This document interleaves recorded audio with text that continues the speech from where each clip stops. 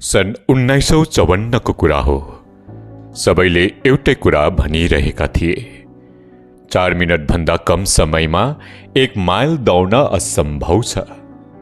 डाक्टरहरू, मनोवैज्ञानिकहरू, प्रशिक्षकहरू सबैको निर्णय एउटै थियो, मानव शरीरले त्यो गर्न सक्दैनन्। तर असम्भव भन्ने आवाज बाहिर भन्दा बढी मानिसको मनभित्र बसेको थियो।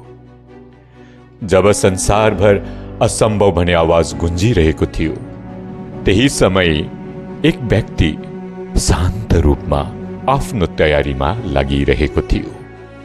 ऊ बहस गर्न गएनन्, ऊ प्रमाण दिन हिँडेनन्।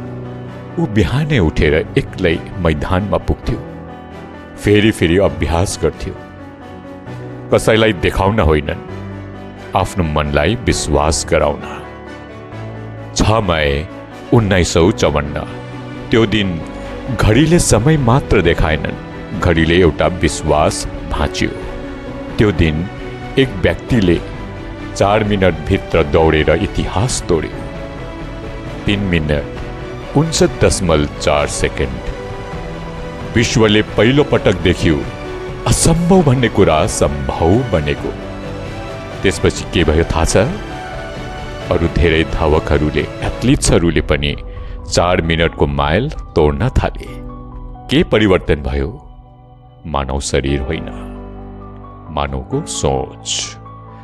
वास्तविक पर्खाल ट्र्याकमा थिएनन्, वास्तविक पर्खाल मनमा थियो। रोजर ब्यानिस्टरले दौड जितेनन् मात्र, उनले मानिसहरूको मनबाट सीमा हटाइदिए। उनको महानता समय होइनन्, उनले देखाएको अनुमति हो, विश्वास गर्ने अनुमति। एउटा मान्छेको साहस हजारौं मानिसहरूको प्रेरणा बन्यो। सीमाहरू प्राय वास्तविक हुँदैनन्, हामीले मानेको कथाहरू मात्र हुन्छन्।